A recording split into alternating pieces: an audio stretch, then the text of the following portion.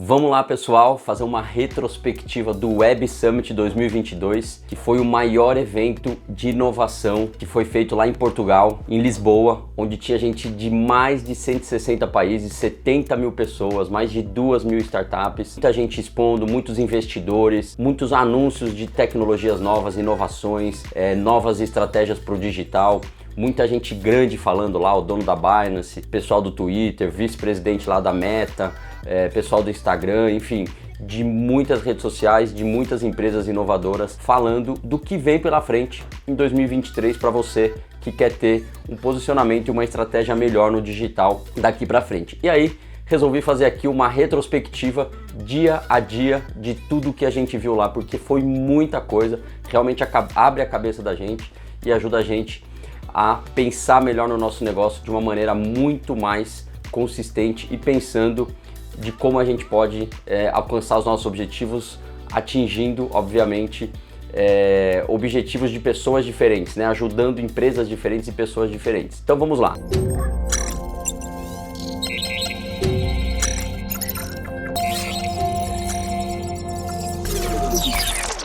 No primeiro dia a gente foi visitar a Escola do Futuro, que é a 42 Lisboa, que foi uma escola que nasceu lá na França e expandiu para o mundo inteiro, qual que é o grande foco deles? Ensinar programação, ensinar como jovens, como pessoas que querem se introduzir no mundo dos dados, como que eles começam e como que eles se desenvolvem ao longo do tempo. Eles desenvolveram uma metodologia, um curso que você fica ali mais ou menos 2 anos, né? Pode chegar até 30 meses, aprendendo numa metodologia de gamificação a programar, a criar produtos de verdade. E o que são esses produtos? As empresas vêm, deixam ali um desafio, deixam um produto que eles precisam criar e os próprios alunos vão criando. E qual que é o grande segredo dessa escola? Ela é totalmente gratuita. Quem paga, quem mantém essa escola são as empresas, né? Colocam lá os seus produtos, os seus desafios e os alunos vão aprendendo na prática e vão fazendo. E tem uma economia colaborativa. Quando você não sabe de uma coisa, você pega com o aluno do lado que sabe fazer. Todo mundo trabalhando em conjunto em prol de um objetivo e com isso todo mundo vai aprendendo. Essa escola é gratuita, 100% dos alunos dela saem empregados, né? Eles saem com contrato garantido. Você pode, se você se destacar um pouquinho mais ou se esforçar um pouco mais, você consegue terminar esse curso até em 1 ano e meio mais ou menos, e aí forma-se programadores. E aqui no Brasil, por exemplo, a gente tem um déficit muito grande no mercado para pessoas que estão sabendo programar, pessoas que querem entrar no mundo de inovação, e é um grande potencial para cá também.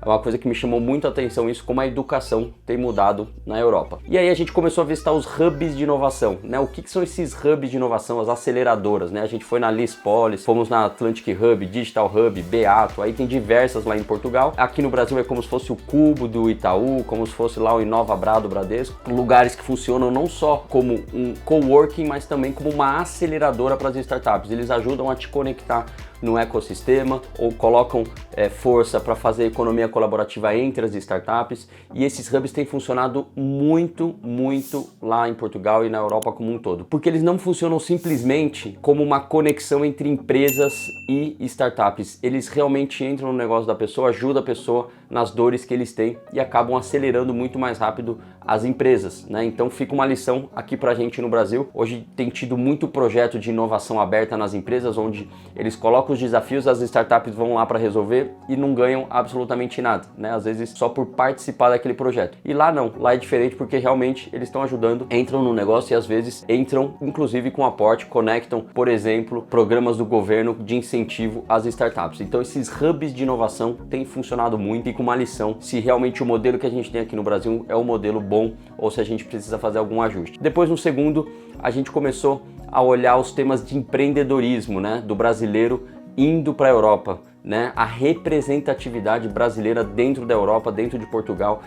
Hoje o governo, principalmente ali pelo Ministério da Economia e do Ministério de Ciência, Tecnologia, do nosso astronauta Marcos Pontes, eles criaram muitos projetos em conjunto com Portugal, em conjunto com o governo português, para criar esse ecossistema Brasil-Portugal, programa Luso Brasileiro que eles chamam, onde empresas brasileiras que querem ir para lá são incentivadas, têm mais espaço, têm o caminho aberto, tem uma ajuda não só financeira, mas também como estratégia, e também as portuguesas que querem vir para cá. E isso, o que acontece com as empresas brasileiras? Elas criam uma porta dentro da Europa. Nós, inclusive, estamos avaliando, estamos fazendo um estudo de mercado para colocar a Desbrava.ai, o nosso software de monitoramento das redes sociais lá na Europa. Fomos muito bem recebidos, né?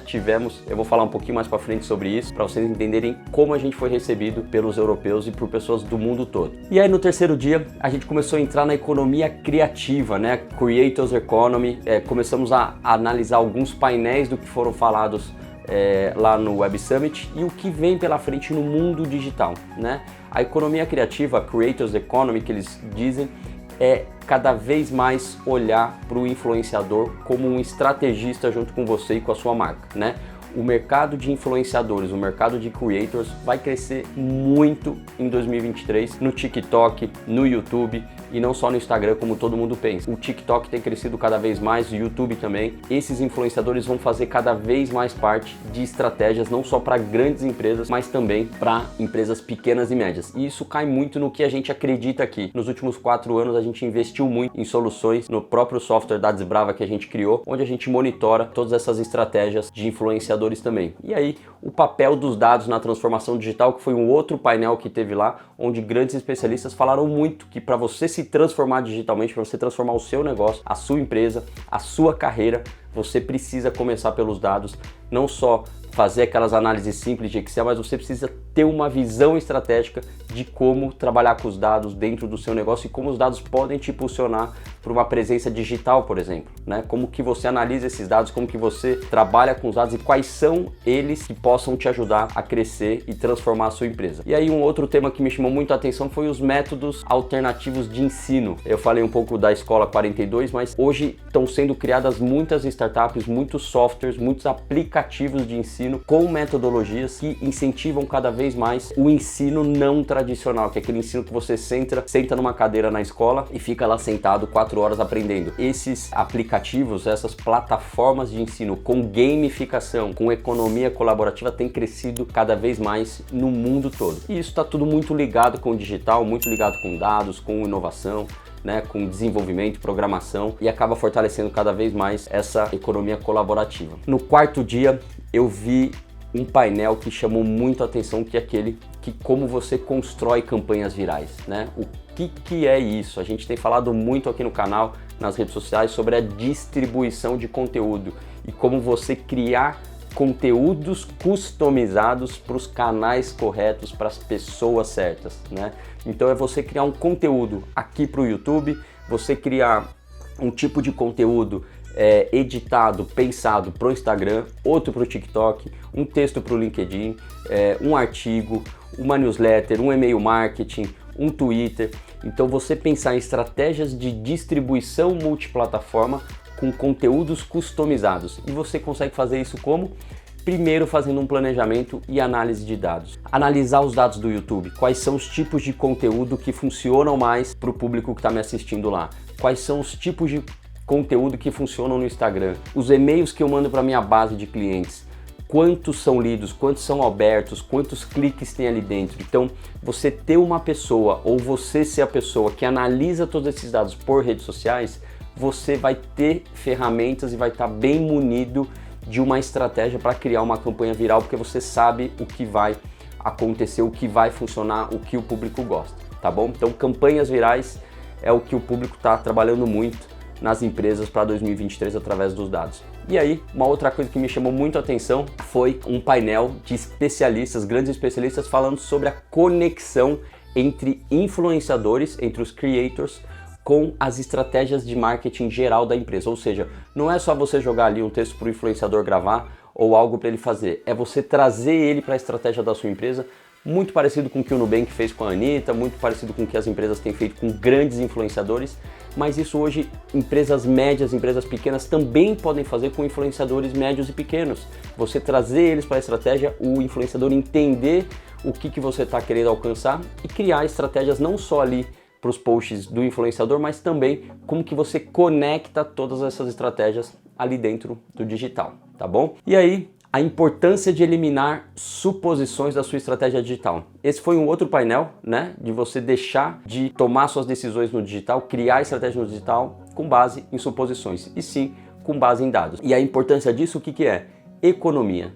Você vai economizar muito dinheiro se você pensar bem como que as suas estratégias no digital podem acontecer. Uma outra coisa, um outro tema, um outro painel, e lá a gente ficava rodando de uma sala para outra, de um auditório para outro para ver todas as apresentações ali. Tiveram mais de 1000 apresentações e a gente obviamente escolheu as melhores.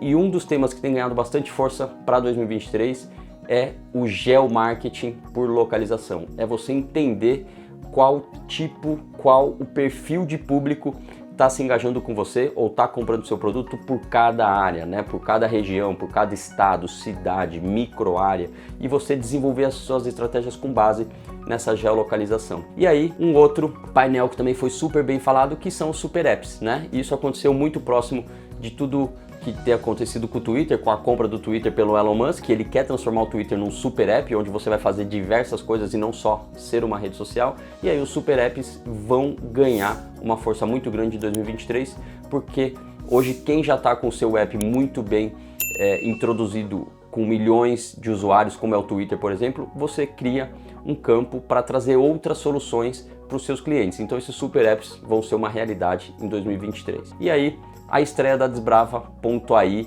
foi ali também no quarto dia, onde a gente apresentou para diversos clientes, parceiros e investidores do mundo inteiro. Passaram mais de 100 pessoas em reuniões com a gente em um dia. Foi um dia extremamente caloroso, uma receptividade muito grande de pessoas desde o Japão, Cabo Verde na África, Portugal, França, Inglaterra, Ásia, russo, Polônia, americano, brasileiro, enfim, muita gente passando por ali para entender o que a gente estava fazendo. E a receptividade para o nosso produto, a receptividade para um produto brasileiro criado para impulsionar negócios no digital foi muito bem recebido, e é por isso que a gente chamou a atenção e abriu uma grande possibilidade para a gente levar o nosso software, levar a nossa solução para a Europa toda, para o mundo todo, né? E lá a gente fez testes com um novo produto nosso para pequenos e médios empreendedores, né? E foi super bem aceito, porque é um produto bem simples, onde você recebe os insights, as estratégias diretamente no WhatsApp, diretamente no e-mail, de como você tem que se portar no digital, como que você cria conteúdo e quais são as estratégias para você crescer ali. Então, esse foi um dia muito chave para a gente, foi muito legal. E aí, finalizamos o dia num painel, numa palestra muito legal sobre a importância das mulheres na tecnologia, que tem crescido muito. Quase 50% do público que estava lá no Web Summit, em torno de 30 mil mulheres, né? 45, 47% do público eram mulheres, e fortalece cada vez mais o ecossistema, dando oportunidades para as mulheres ali no mundo digital e de inovação, tá bom? E aí finalizamos já no finalzinho do Web Summit, estudando e avaliando tudo que vai acontecer no e-commerce para 2023, né? Qual é a oportunidade para o e-commerce pós 2022, pós Covid, pós tudo isso que tem acontecido, de guerra, de mudança no mundo todo. Tivemos lá algumas palestras de especialistas falando sobre o e-commerce, não só com uma relação de compra e venda entre cliente e empresa, mas também com o intuito de comunidade, né? De criar comunidade, de pessoas compartilharem percepções em relação a produtos, né? O e-commerce vai crescer ainda muito mais com a penetração do digital, com estratégias de marketing de influência, com estratégias de social commerce, né? Aquela compra que você, quando está numa live, você já vê direto ali o produto e compra. Então o e-commerce também vai crescer muito. E aí, para finalizar, teve a palestra do cofundador do Twitch, que hoje é CEO da Meta Theory, falando sobre essas comunidades, sobre a importância de você ter um produto que você conecta pessoas com outras, que não é simplesmente uma rede social, mas que pode até ser um e-commerce ou um produto que que as pessoas vão compartilhar conhecimento, compartilhar estratégias. E aí eu volto no tema do início, que é a economia colaborativa. Então o mundo está mudando. A partir de 2023 a gente passa por uma transformação no digital muito grande, né? Passando por economia colaborativa, ensino não tradicional, super apps, marketing de influência, campanhas virais, trabalhar com dados sempre, ferramentas que ajudem você nessas estratégias, como a nossa que a gente criou. Espero que você tenha gostado. Esse foi o Web Summit 2022. O ano que vem tem de novo em Portugal e tem também uma edição aqui no Brasil, no Rio de Janeiro, no primeiro semestre, que vale muito a pena conhecer, e a gente, obviamente, vai acompanhar tudo isso. E daqui para frente, vamos trazer como a gente pode aplicar tudo isso nos nossos negócios, nas nossas carreiras, nos vídeos das próximas semanas. A gente tem muito foco em trazer para você cada vez mais um direcionamento dentro do digital. Para você não ficar preocupado só com a transformação digital, mas para você ser a transformação no digital. Nos siga sempre aqui, compartilhe esse vídeo, se inscreva no canal, ative as notificações também para não ficar de fora de nenhum conteúdo do que a gente tem feito aqui na Era dos Dados.